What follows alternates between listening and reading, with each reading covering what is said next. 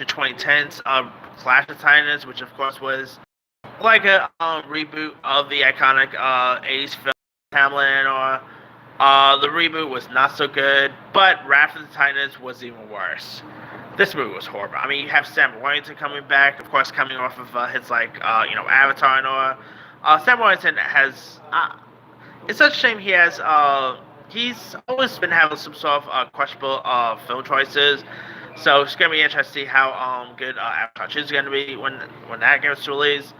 But hey, Wrath of Titans. I mean, you also had the likes of Liam Neeson, Rosamund Pike was in this. You had some really cool cast members, Rick Fiennes.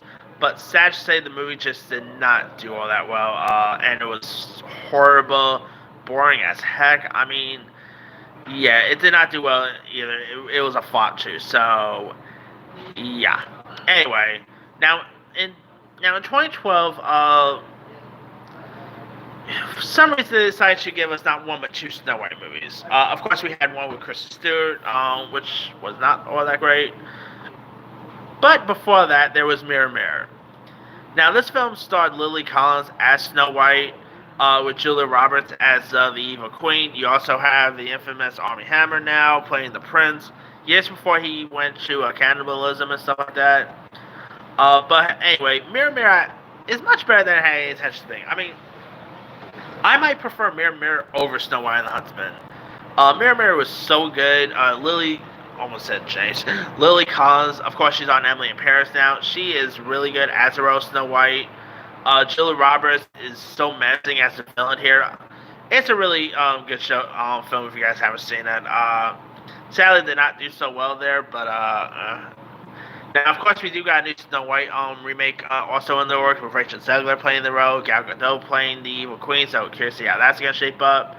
But Mirror Mirror is actually really decent one. Now we got a couple of like smaller fair films that actually transcend. We got Goon starring Sean William Scott, which is like a hockey film here. Now, if you guys don't know much about the story, you got Sean William Scott, who plays this Massachusetts bouncer, Doug Glatt, who has a knockout punch that also lands him on a spot of the minor league Canadian hockey team. His rival in this is played by Leo Schreiber. I mean, Goon is so fun. It's like Happy Gilmore, but with more violence. I mean, Sean William Scott's Doug Glatt character just knocks out people left to right. He really fights more than actually play hockey on the field. And probably maybe one of my favorite Sean William Scott roles that is not Steve Stifler related, you know. And Goon is such a great one. If you guys have not seen Goon, do yourself a favor, go watch it. I remember watching this one in theaters. I had such a fun time about it. Alright. Also turning 10 is maybe one of my favorite documentaries in recent years, and that is a movie called Bully. Not to be confused with the 2001 film that Larry Clark directed. Bully is a documentary on peer-to-peer bullying in schools across America, where like over 13 million American kids will be bullied at school, online, on bus, and at home through their cell phones and on the streets of their town, making it most common form of violence young people in this country experience. Which I remember when this actually got released. It was a little bit of controversy at the time, but it's a terrific documentary. I mean, shows how serious bullying gets. It's really heartfelt. You're definitely gonna need some tissues while you're watching this too. I mean, if you guys have not seen Bully, do yourself a favor, go watch it. It's a really magnificent doc worth checking out. Alright, now films turning 20. Speaking of Kristen Stewart, by the way, we got Panic Room. Now, Panic Room is of course directed by David Fincher, who gave us movies like Fight Club, Seven. Most recent, he gave us Mank. Now, this film stars Jodie Foster as well as Kristen Stewart, and here it's where like this newly divorced mother named Meg Altman, played by Jodie Foster, and her young daughter Sarah, played by a very young Kristen Stewart, plays a deadly game of cat and mouse with these three intruders, played by Forrest Whitaker, Dwight Yoakam, and Jared Leto, who of course Jared Leto is in Morbius this week, and they are pretty much They are being home invaded during a brutal home invasion here, and the room itself is like a focal point because what the intruders really want is like inside it here. Panic Room is a terrific cat and mouse game. Jodie Foster, like you can really buy her chemistry with Kristen Stewart here. This was actually Kristen Stewart's like very earliest films, her first major big film role, and she was so good in this. I mean, the mother-daughter dynamic chemistry here was great. I mean, it shows how fierce Jodie Foster gets, here. I mean, if you guys have not really seen Panic Room, do yourself a favor, go watch it. It's such a really great one. All right. Also turning 20, we got Clockstoppers, which stars Jesse Bradford, where Zach Gibbs' greatest challenge has been find a way to buy a car, but when he discovers an old wristwatch amidst the fall's various invention and slips it on, something very strange happens. The world around him seems to come to a stop.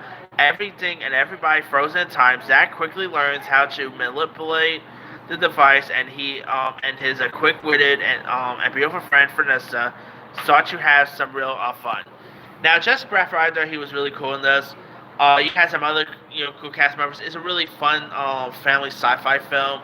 I believe I'm trying to remember if it was released by Disney at the time. I gotta double check that. It's been a while since I've seen Clockstoppers, but it's a really fun one. If you guys haven't seen it, give it a go.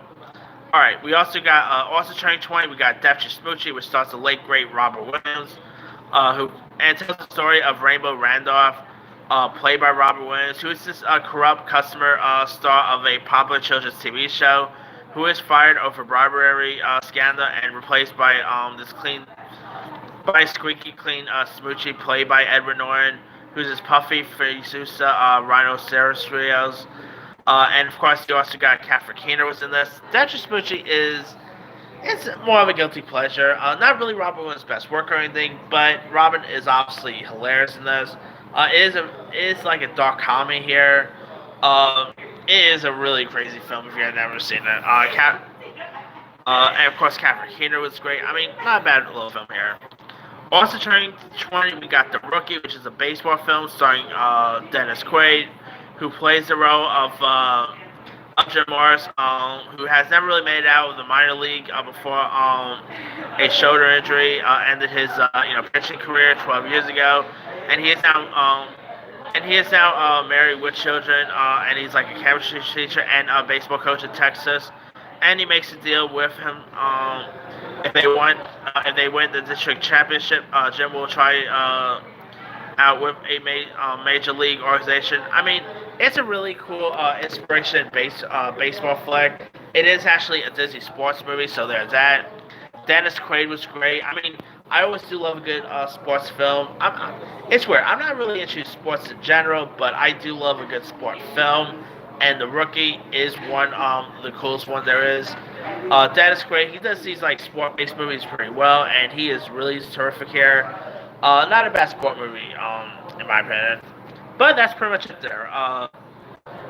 Let me leave with you guys. Which of these films stand out to you the most?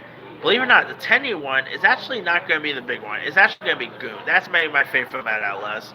And the 20-year one, I'm going to go with Panic Room. Drop comments below. Don't forget to like, subscribe, hit that bell for notification. This is Timmy signing off.